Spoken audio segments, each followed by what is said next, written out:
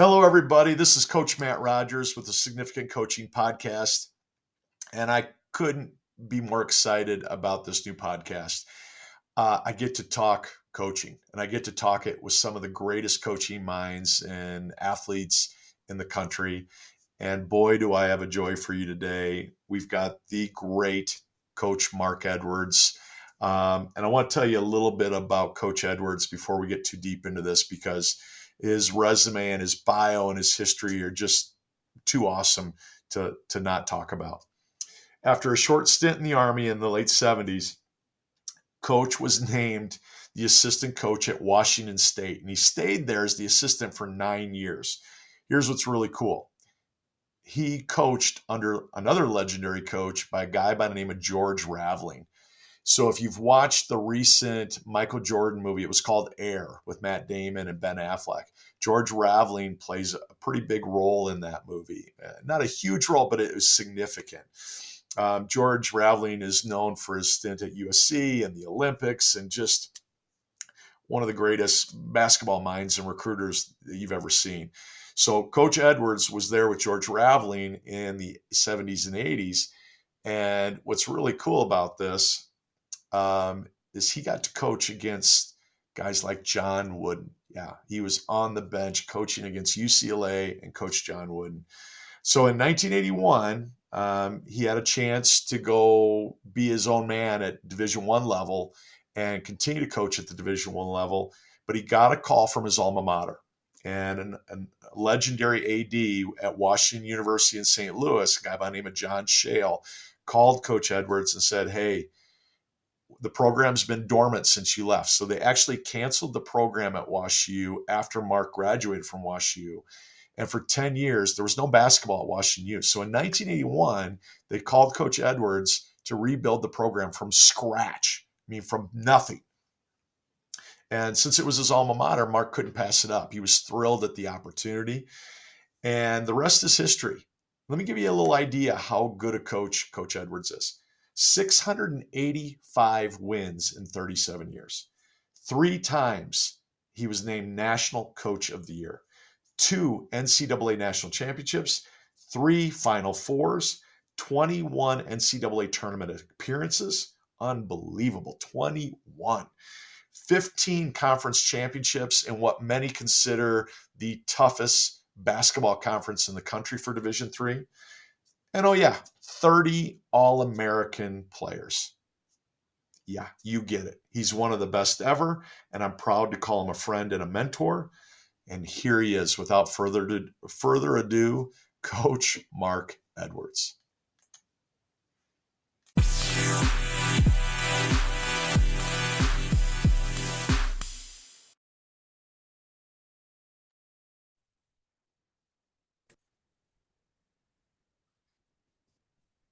Coach, I'm so happy to have you on and talk hoops with you. As you know, I've been an admirer of yours for years, and we got to coach against each other, and I've always appreciated not only how great of a coach you were, but just how great the relationships you had with your players. And I'm even more thankful that you took the time to write a contribution to my book, and I definitely want to talk a little bit of recruiting here. So thanks for being on. Well, I enjoy it. Since retiring, I don't have too many opportunities to sit and talk basketball or talk about my experiences in the game of basketball. So I enjoy it. I talk to other coaches that are retired and kind of get a little network going. Yeah. Go watch basketball games and keep myself involved that way. But I'm not actively coaching or doing anything else right now. I'm pretty much just enjoying retirement. Is there anything you do miss about that 12-month grind of coaching a college team? Yeah, I miss the interaction with the players. Being able to watch them grow. You spend your entire life dealing with 18 to 22-year-olds, and then all of a sudden you're not involved with them anymore. I mean, you know them, Right. and I've got a network of former players that they're in their 50s, Right. and you're still close friends with all of them and still involved in their lives, and so that's good. But I miss the new blood coming in and getting to be part of somebody else's story. And then the competition that's involved in the game of basketball, and teaching young kids how to compete in the right way and to be successful. So, that was my challenge the whole time. Right. And I don't think people realize your story. When I go through your bio, your story is really similar to Mike Krzyzewski's in terms of, they were ready to fire Mike his first 3 years. And I know when you started at WashU, you had nothing. You built that program from the dust, didn't you? Yeah, they didn't have a team for 10 years. Right. And I had graduated from WashU, and I had played at WashU. So Right. I knew the quality of the school. But at that time, it was in the 70s. I graduated in late 1969. And so um, throughout the 70s, it just became it was a turbulent social time. Right. And athletics wasn't really earmarked of being of import to Washington University. And the athletic director was the football coach, and he decided that he needed more money for football, and he dropped basketball. So it went for 10 years without a team. And, Amazing. and meanwhile, I was coaching at Washington State University. After I got out of the Army, I was fortunate enough to go out to Washington State. And as soon as I got there, they had a coaching change. So I went to work for George Raveling. It was his first year as a head coach, and was there for 9 years. Then they started basketball at Washington U, and they convinced me that they were going to, they had a new president, new athletic chancellor, new athletic director, a new provost, the whole works. And they felt that athletics could be a key part of cultural development on the campus. And so that's why I left Washington State to go to a Division III program that didn't even have the team. Right. But in some ways, I saw that as uh, a good thing. In other words, I could establish the culture from the beginning. I Yes. didn't have to inherit somebody else's culture, Right. and that was something that was important to me. So anything that grew out of that grew out of both opportunity to do it and the fact that we built the culture as we went along. Right. So that's how I got into all this. How much did you take from Coach Raveling to really start that culture, and how much of it was in your soul? This is what I need to do for me. This is my vision. Where, where, That's where a good did it all question come from? because you know part of mentoring is teaching somebody how to do things the right way. Correct. And part of mentoring is providing an example for that person to do it a different way. In Right. other words, you say, well, this will work for me, but not, or for him, but not for me. And being able to understand that. But I think the thing that was so important with my relationship with George was that um, I picked up the attributes of success from him.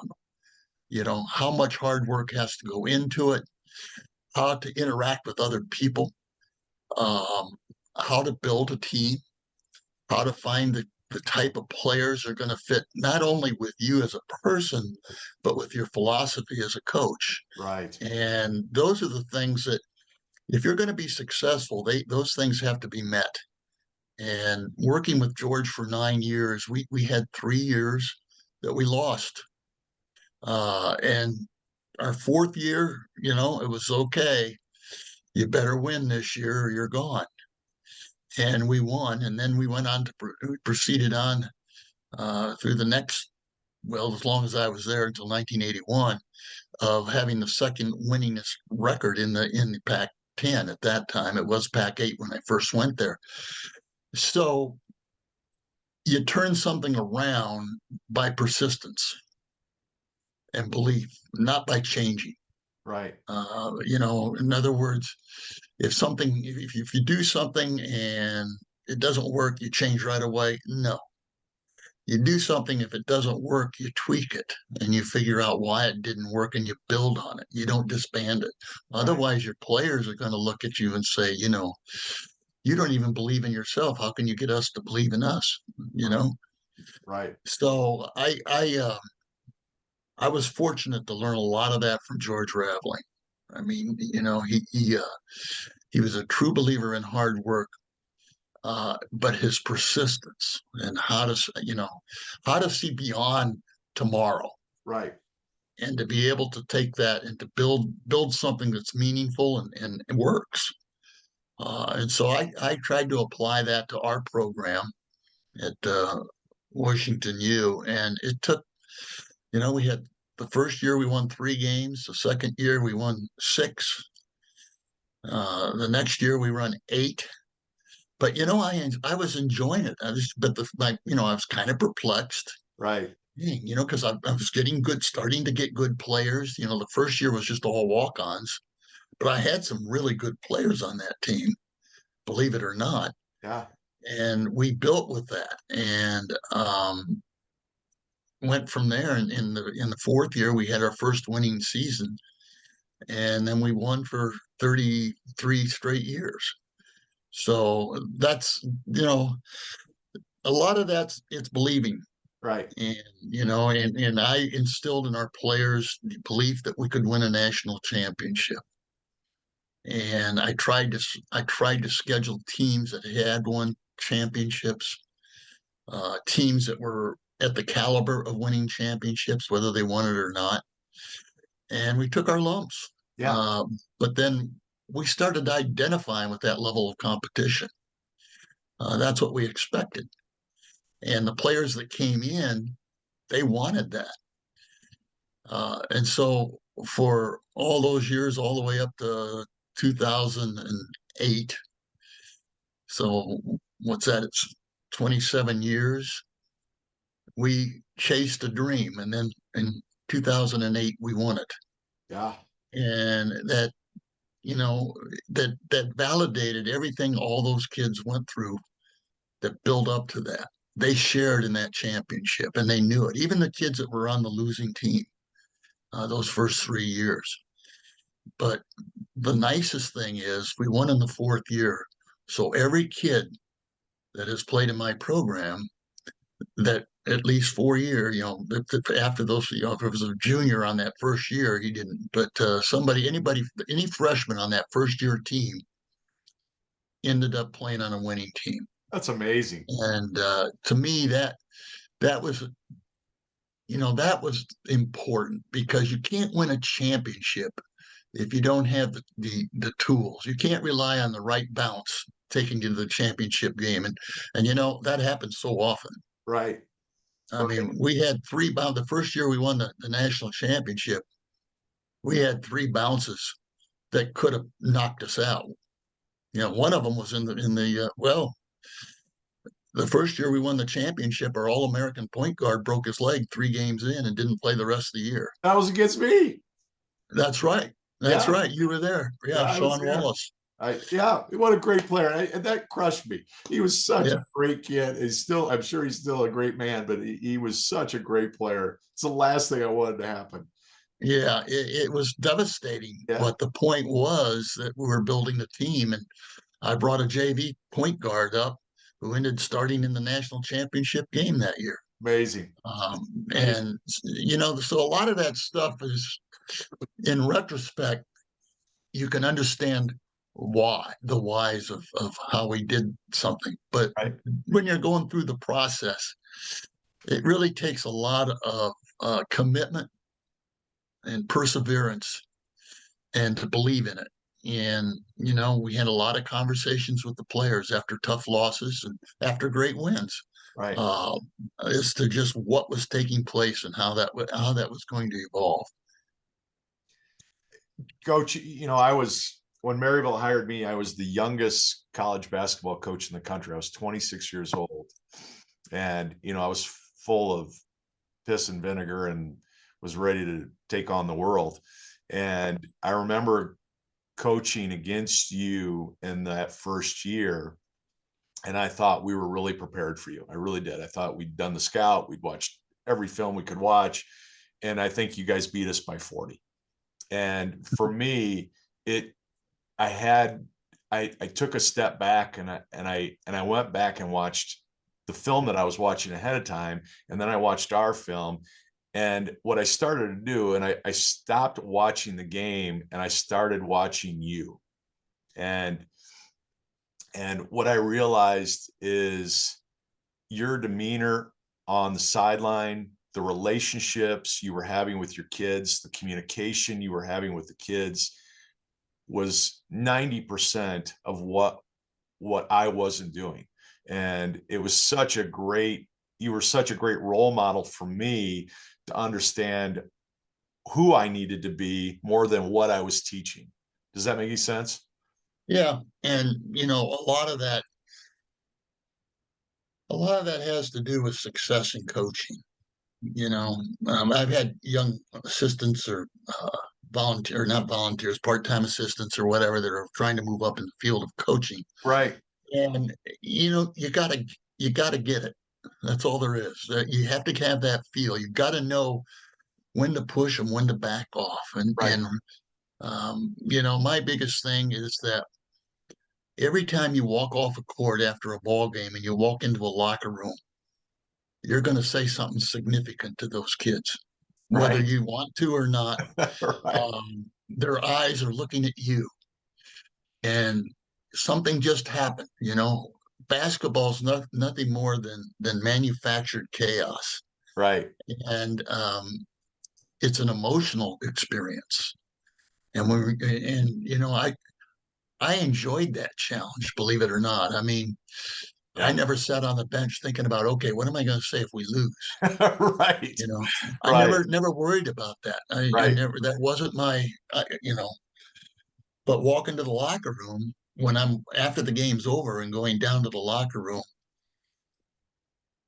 that was very critical. And Um, and I really felt that one thing that I did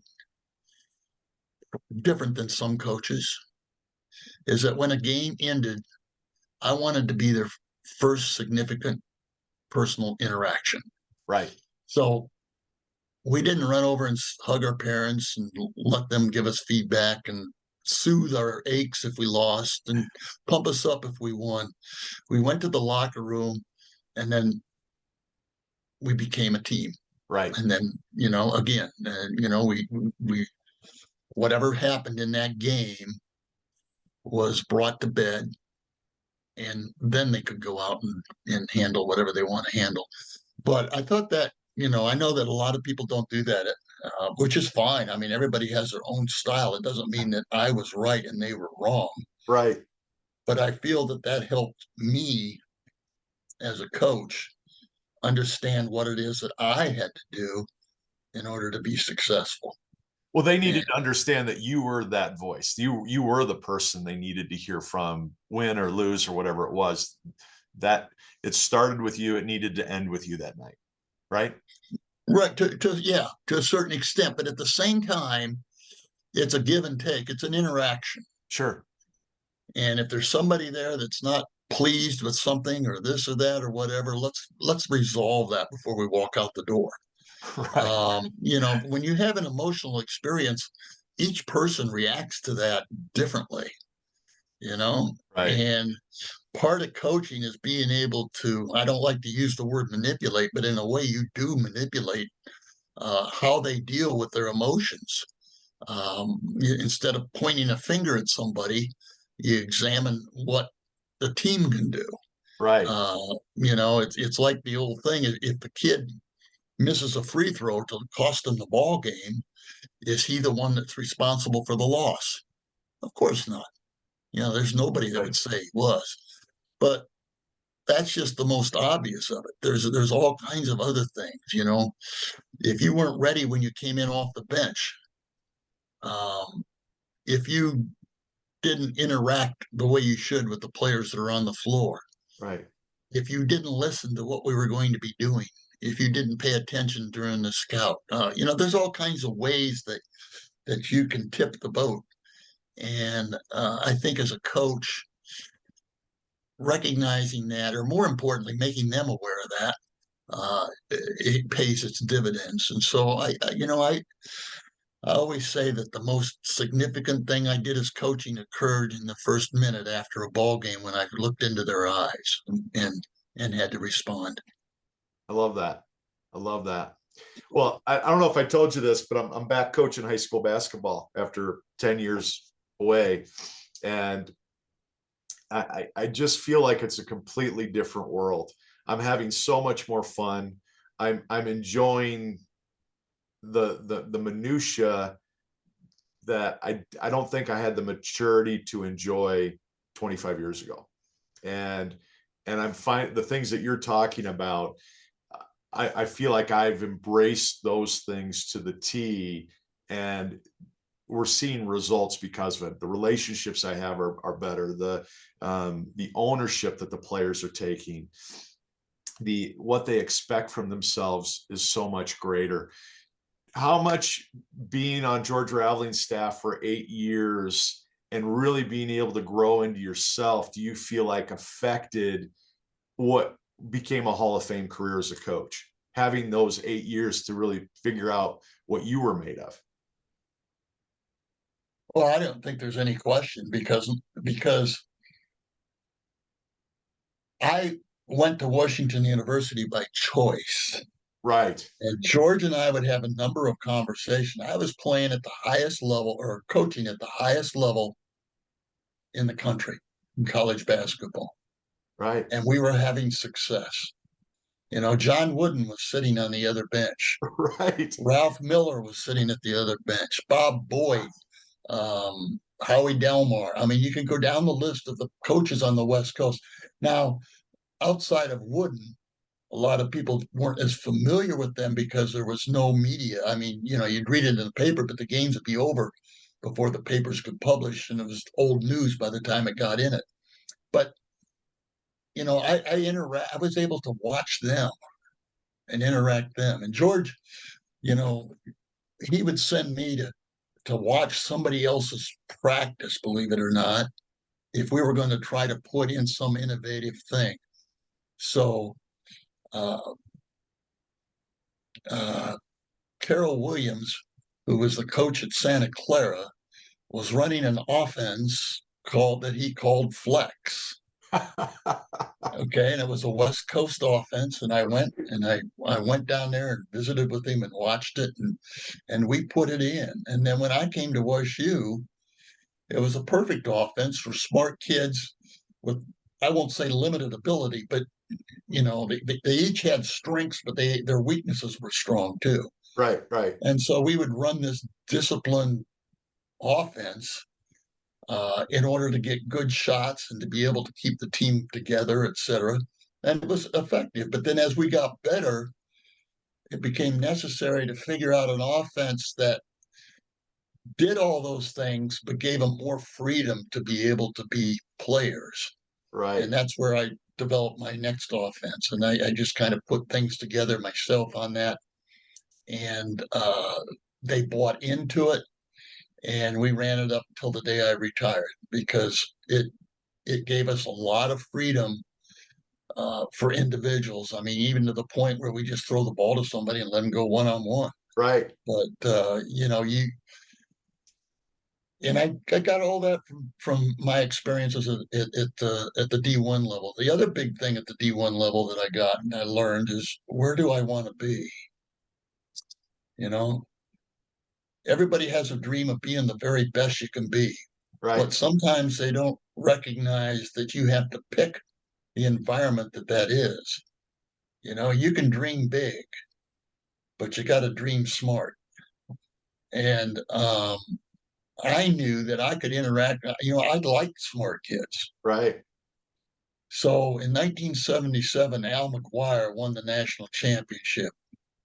And I think it was 77, maybe 78. But anyway, I went to his Final Four clinic that next year when he's talking. And I knew Al McGuire through other clinics and whatnot.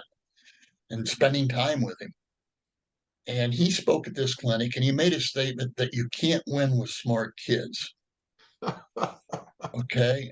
And this became, Wasn't Al the one that said he didn't recruit kids that had grass in their front lawn?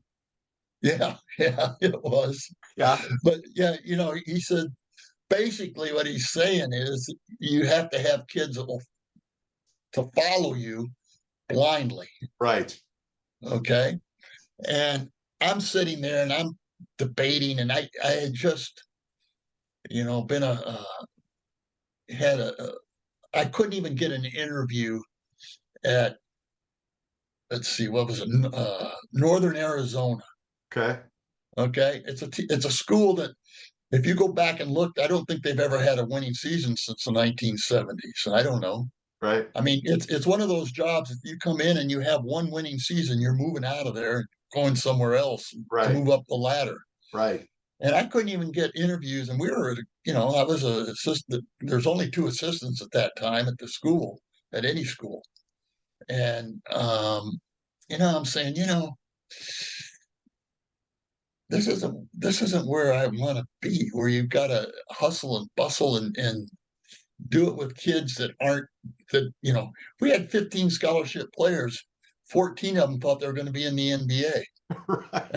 And the 15th one is the most successful of all of them. He's a lawyer up in Spokane. It's just not a realistic dream sometimes. Right. And this provided me with an opportunity to work with the type of kids that I was, to be able to give my experiences to kids that can handle it the way I handled it, and to use it for their own success. So I learned all that. I learned that by being in a situation where I think I could see what has to happen. I knew what you had to do to win, and I knew what I had to do in order to do it my way. And that's why I went to Washington U. And we lost for 3 years. And did I have doubts? Yeah, Sure. yeah. And a friend of mine was Jud Heathcote, who coached Michigan State, Right. and Magic Johnson. And Jud was an assistant at Washington State before I went there. Okay. And he's a native of the Northwest, and I got to know him pretty well. And in fact, I sent him a player that we didn't take at Washington State that ended up starting on his national championship team. No kidding. And so anyway, Jud, yeah, it was a kid from St. Louis actually. And so Jud and I, remained friends. Didn't communicate all that much. I don't call these coaches all the time or anything, but we would every now and then he'd text me or I'd call him or whatever. And after that third year of losing, he called me up and he said, "Okay, Mark, now you want to come back with the big boys?" And he had an assistant's job open, and wanted to know if I would be interested in coming back to Division One. And I had to think. I didn't. I said no. I'd be copping out on my own dream and belief in what I'm doing is the right thing. So I passed up on that, and of course the rest is history. But I think really believing in what you're doing is important. Not thinking what you're doing is right, but knowing what you're doing is right. Yeah. Yeah. Such great advice for any coach, no matter your age. It's just because you see so much jumping around now. Everybody's trying to get to a higher level. And so I'd say 90% of those coaches end up failing when they were having such great success where they were. And they were really building a community. They were building much more than a basketball team. So to leave that, I've always found so sad.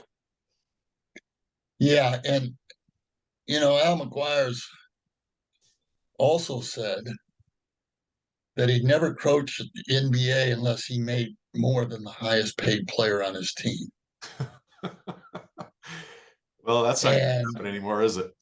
Yeah, and look at today. Yeah. I mean, nowadays it's seeped down into the college level, and you're seeing good college coaches get out of the game, Right. or good college coaches not having success because the parameters have changed. Being a good coach means getting them into the NBA, selling them on that you're the one that's going to do it to them. Recruiting your own players. I talked to a D1 guy the other, about last year, I guess it was, and at a big time, a Power Five school, and he was lamenting the fact that he had to recruit his own team each year, plus recruit players from other teams. Right. It's a totally different thing, and he says you get paranoid, and it hurts your communication with your own team Right. because he said his best player, he hadn't talked to him in like 3 weeks after the end of the season was over. And for some reason, they hadn't talked, and he couldn't get hold of him. And this finally got hold of him, and the player was pissed that he would doubt that he was going to be back. I mean, it's like you're seeding or sowing a seed there Right. of why you shouldn't be in my program. And anyway, it's a totally different dynamic. The coaches that started when I did, that are successful Division Ones, that gone up the ladder, et cetera, you know, they're getting out. Yeah. They're saying this isn't what I perform the best in. This isn't mine. Now there's other coaches that can. They're very good at it. They know how to deal with it. That's fine. Yeah. Uh, to say I got the best years out of college. I think that I got the best years for what I do as Yeah. a coach to have success. Nowadays, I would have to be a different coach than I was for the 47 years that I was a college coach. Yeah. But yeah, it's a different world out there. But when you see big name coaches retiring now, if they're my age, it's understandable, and Right. like Mike Krzyzewski. But if it's somebody else that's in their late 50s or whatever, and they're having success, and you can look back at the ones who've changed, who walked away, and they said Right. why, and well, that's why. That's right. You're smart enough to know what you do well, Yeah. and if this isn't it, look elsewhere. Right. The great coaches always can adapt to the change of the circumstance, but there comes a point where you have to look in the mirror and go, all right, do I really want to make this change? How much do I want to adapt? Right. Right. Yep. And the yeah, it's and there's some coaches that are perfectly fine with that. They're perfectly Right. fine with the but I really valued my relationship with players, really valued it, Right. and still do.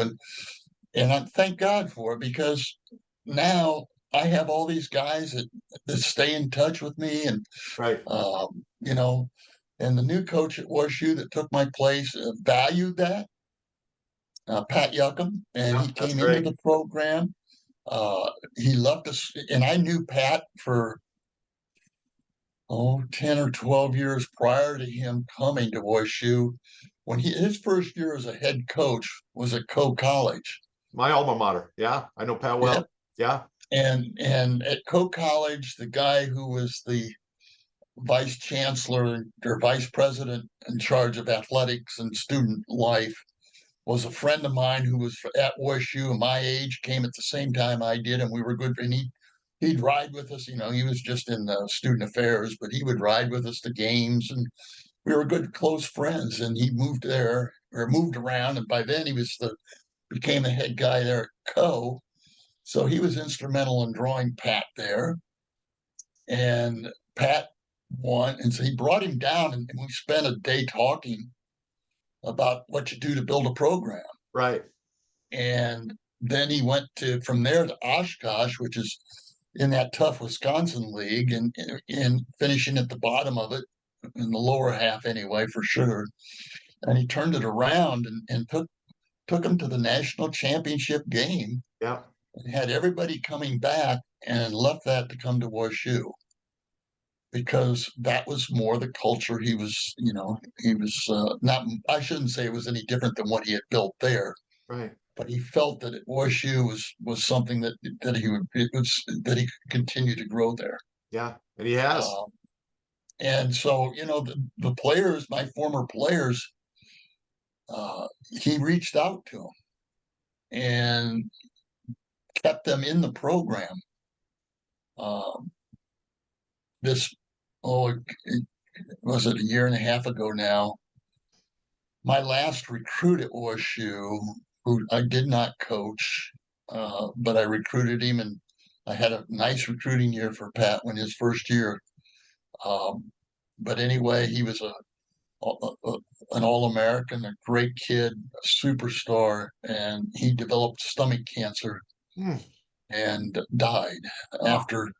And his senior year, his senior year, he was undergoing chemotherapy while he was playing, which was just unheard of. And the doctors had a marvel, and ESPN picked it up, and it became a big feature, and it was up for an ESPY, their production they did on him.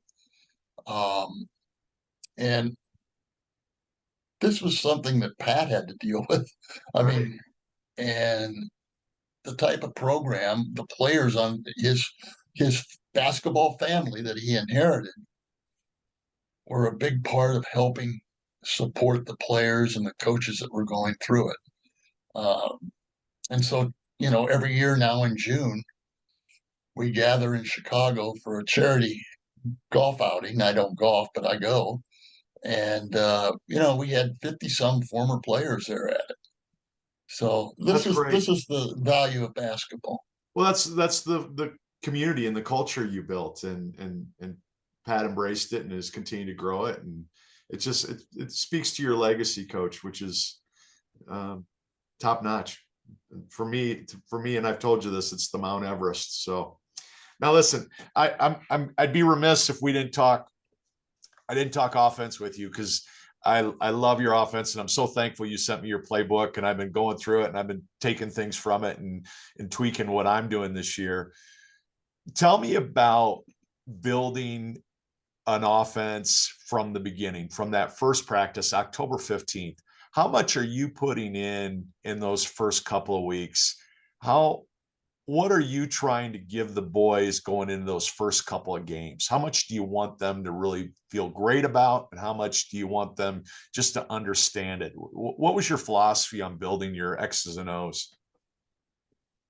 I wanted I wanted them to understand what the principles were, why we were doing those things before we built from it. So in other words, we have a rigid, very rigid movement that we would used to do at the beginning of our offense. But as we mastered that, we would deviate, and that's what would cause the other teams problems. They knew exactly what we were going to do. Yep. Maybe. We knew But what we knew what you thought you were going to do. That's for sure. and right, and once you tried to take away one of our basic movements, what you were doing is setting up our channel for success Right. because we had so many different variations. At one point, we had 28 different plays that we could run. Right. And so when we taught offense, there were several really important things for us that we did that are a little different than other places. Is that we'd always run at full speed. You watch anybody that runs any kind of a pattern, you'll see that the guard passes the ball and then they start to trot. Yep. So we would run our pattern in 6 seconds with no defense as fast as you could. And so what I said was, okay, you go through all these drills to warm up at the beginning of practice, and you spend 30 to 40 minutes of warm up before you start to do competitive things and start to do and you do your layup drills and you do all these things that they're, they think they're really comfortable with. So I changed our warm up, our practice starting, our pre practice or whatever, not a pre practice, but when we would start, we would do we had one drill that we would do that gave us all of our agility and stuff to get ready. But then we would run dummy. And anytime we ever ran anything defensively, we'd end up with an offensive transition. And anytime we did anything offensively, we'd end up with a defensive transition. So in other words, we never ran and just stopped. Right. Because I felt that the 3 seconds or 4 seconds going from offense to defense or defense to offense were a critical part of your success. I agree. So what I would do is, and I had a lot of players because we had a JV team too, but we always practiced together. We never separated. So we would have, 20 players. And we would have whatever number teams that we could put on the floor. We'd have 4 teams, 3 teams, whatever it is with subs. I don't know. So one team would run and after running our offense for several years, I said, well, what would happen if we would take our same pattern and do it on the full court from the moment we touched the ball at the far end? Yeah. So we started doing that. So really, if you watched us, you would say, well, they're just running we called it swing. Right. Bo Ryan called his swing. It's the same time. I'm running it this year, Coach. I'm running it this year. Yep. We would say, okay, well, why not run our swing motion from baseline to baseline? Yes. So we would release the guards after a made basket, throw the ball ahead, and we're in it. Yep. One pass to a wing, and you're in your movement. Yep. So we started doing that, and then we started running our variations out of the swing. And so what we would do in practice for our warm up almost every day is we would run dummy at one end.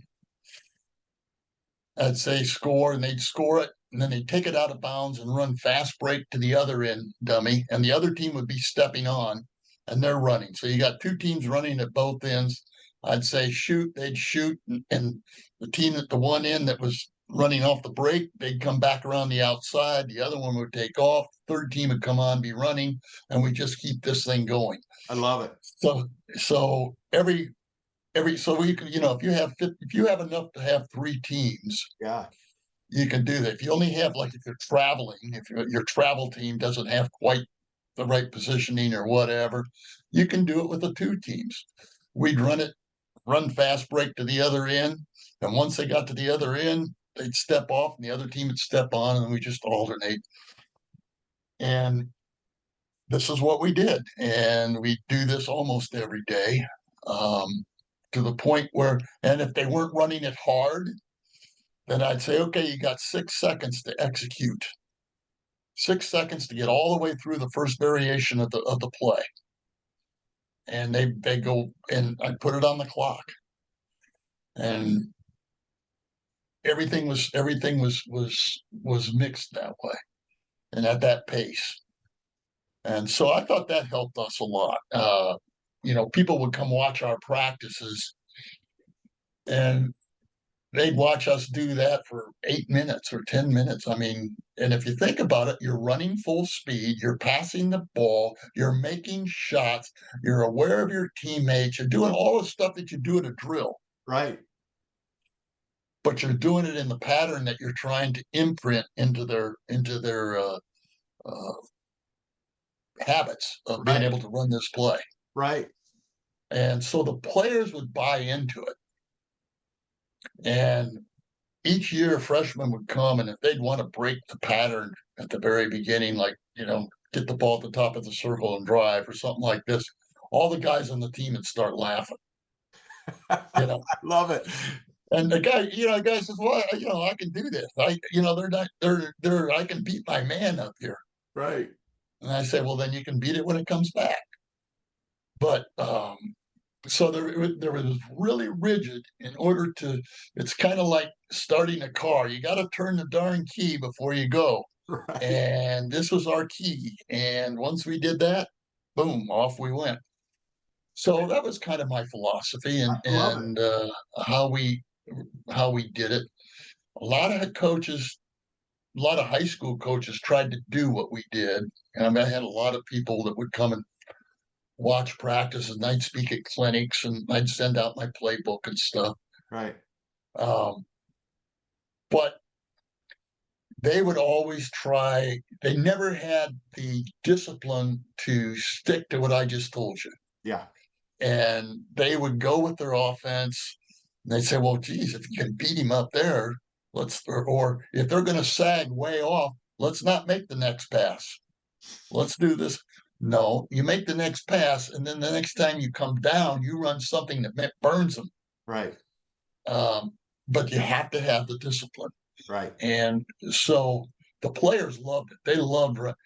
The other thing I do or did that I thought was big is I engaged my players. I had smart kids. Right.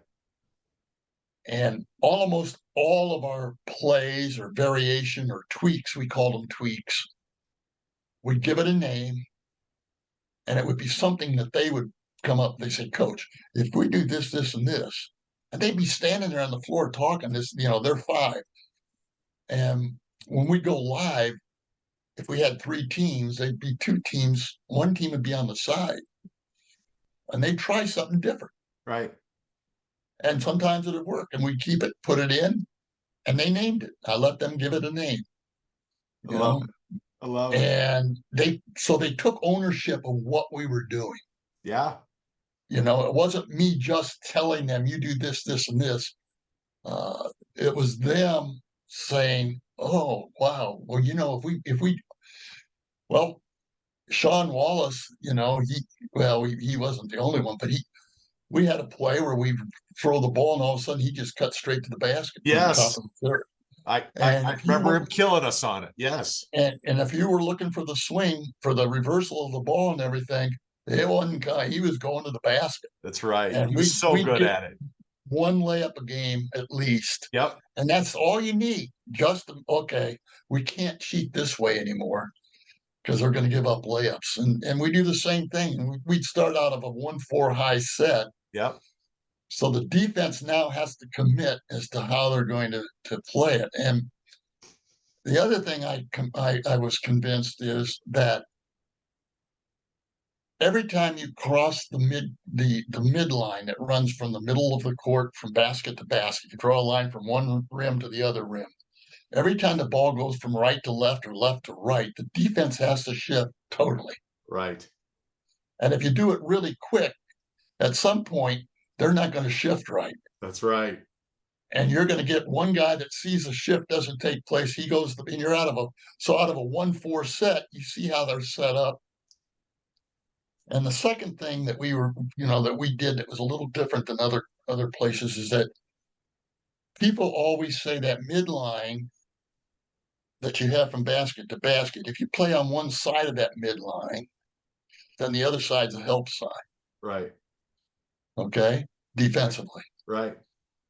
So we would say, well, let's expand our offensive zone to the other side of the lane from the midline. So we would look to make passes. People wouldn't throw a pass, but we would say that's a scoring opportunity. Right. So we would look for back doors from the weak side, a weak side back door or a weak side cut. Not the same side all the time, but from the back, where the midline is. If you're on the right side of it, we look for the guy from the left side of that midline going to the basket. Right. And so we expand what we called our scoring zone to the width of the backboard. So anything on the back side of the rim was ball side basketball, the way we looked at it. I love that. And we get stuff, but what you're really doing is you're creating a line of thinking that your players, it's logical. They believe it. Yep. They see it work a couple times, Yep. and then they buy into it, and now it becomes something that they.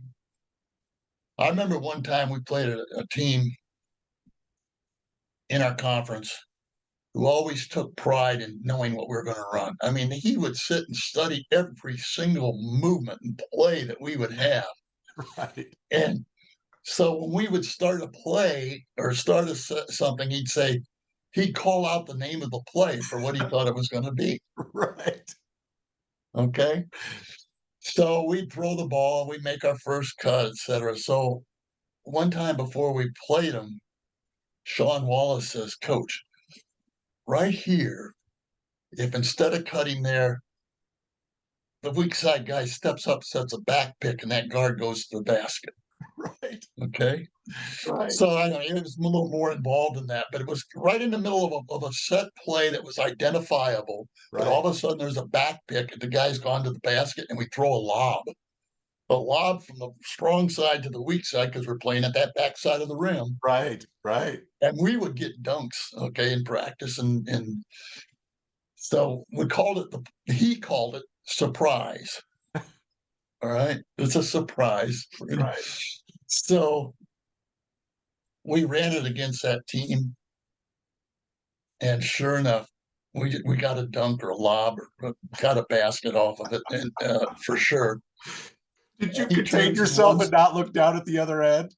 and I'm chuckling, and he turns to the other coach who he knows well, and he says, "Surprise!" You know, and the I guy love didn't it. realize that he was getting the name of the play. That's great. But what you're talking about, Coach, what I don't think anybody that's watched you play, and I had to prepare for you, is oftentimes there was no calls. Your guys understood. They knew all the options. They knew, Wallace knew when to Well, cut. He knew when to go off the screen. He knew when to go set a screen. It was all about reading the defense. after I retired, one of the few coaches in the league says, Coach, how did you get the guys to know what they're going to run? We watched you. You never said a word. You never said a word. No. But what happens is that we go into the start of before every game in the pregame, we would have three plays, 1, 2, and 3. Right. It might not, they were pretty close to the same ones, but they might be shifted around or whatever, 1, 2, and 3. And then we'd have a bonus, or I can't remember what we called it, or some other one. But those were our go-to plays. Now, we would call plays in huddles. So we'd call plays at the foul line. We'd call plays, that might be different than those three. But what would happen is we called our plays on the defensive end of the floor, not the offensive end. So as we're bouncing back on defense, Wallace is yelling too. So that meant the next time down the floor, we're running two. And the players all knew that. That's great. I love that. And nobody ever figured it out. I'm stealing all this, Coach. I'm tweaking all this. I love it. My brain is on fire. I love your 1-4. I love the green and the white and the bear. I love all of it. I mean, it speaks to everything that I feel of the game of basketball. So I just love it. I love watching the teams play. Well, the players all enjoyed the mental challenges there. Yeah. For instance, we had 4 out of bounds plays, 5 out of bounds. We had 5 out of bounds plays. Yeah. And they were all pretty effective because they were just one was a variation of another. Right. And you couldn't cheat really. And one of them ended in a lob to one of our good post players at the time. So we'd have effective plays.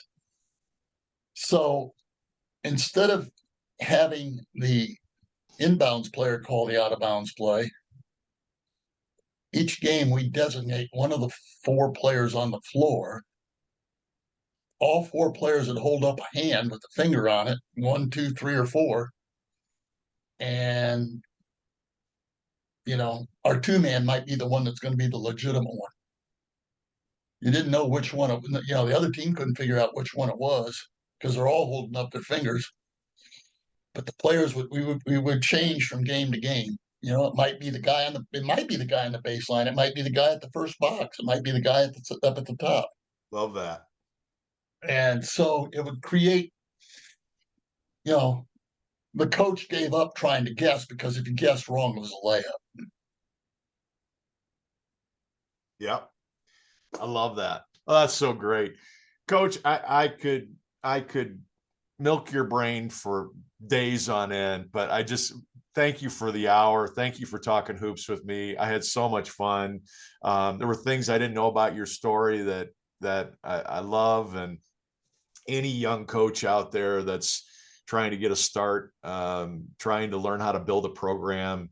I hope they're paying attention to all your nuggets of wisdom, and I know I've appreciated it. I know I'm 10 times a better coach from getting to watch you up close, getting to talk to you, getting to see how you relate to your players. And the game of basketball is so much better because of you. And, you know, the D1 guys with 1,000 wins get all the recognition, but in my eyes, you're Mount Everest of Mount Rushmore of coaches. So thank you for your time, Coach. Thank you for your friendship, and thank you for all you've done for me.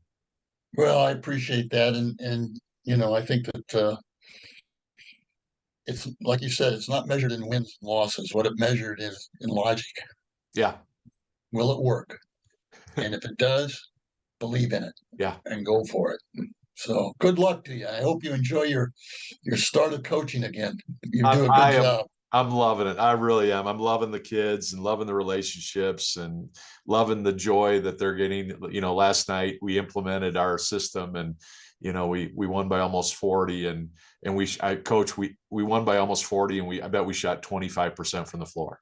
Now, So what school are you at? we're at Devlin High School, so D''Evelyn in Colorado. It's Oh, it's got a WashU vibe to it. They've got the highest ACT SAT scores in the state 4 years running. The kids study 3 to 4 hours every night, and academics and behavior, they're all the priorities of the school, and it's just a great group of kids. is it outside Denver? It's just outside Denver, yeah, to the west, yeah. Okay. You know, uh, Tyler Nading, who played on that team with Sean Wallace, Yeah, I remember. lives there. Yeah, Tyler lives there in Denver. he does. Well, Yeah. well, Yeah. if you ever talk to him, have him So connect with does you. Aaron Thompson. Oh, Aaron great. Thompson lives there in Denver. If you talk to those guys, give them my phone number and tell them to give me a call if they want to coach, or if they want to just come over and be a part of basketball. I'd love to talk to them and talk their ear off about WashU and their history. Okay, I Yeah. will. I'll do that.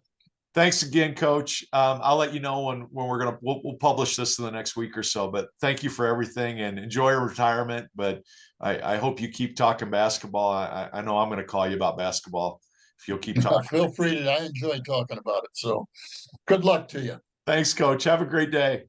You too. Bye Bye bye. bye. Wow, was that fun for me? Being able to coach against Coach Edwards is one of the great privileges of my life. And to be able to see him coach, you'd really understand his relationship with his players, the way they treat him, the way he treats them, the care he has. Now, don't get me wrong, Coach Edwards can chew out a kid like nobody else, and he can get after it.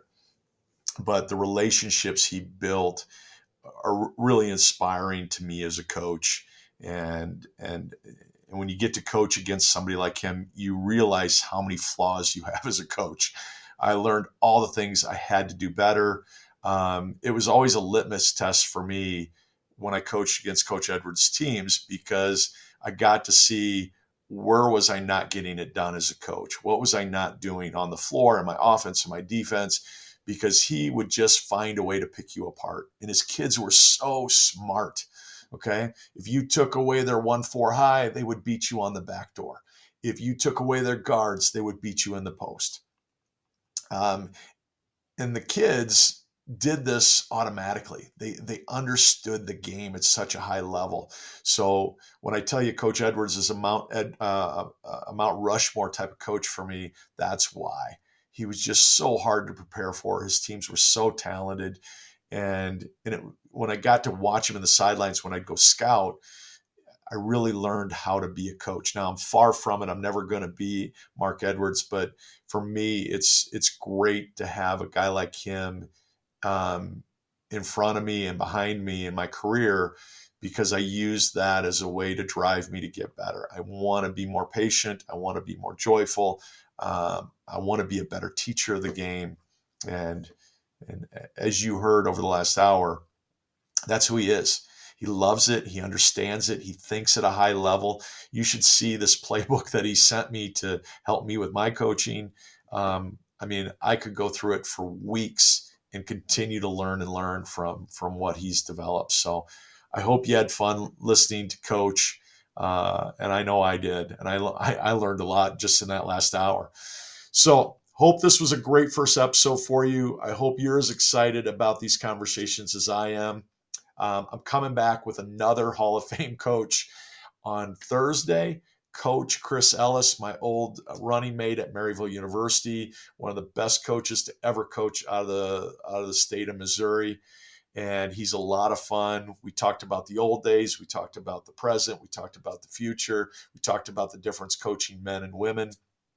And he's one of the best. So I'll leave the rest for the next episode. But thanks for listening.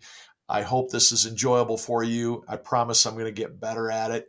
But I know how much fun I had talking to Coach Edwards. Please subscribe if you want to hear more. You can follow me on Spotify or Apple.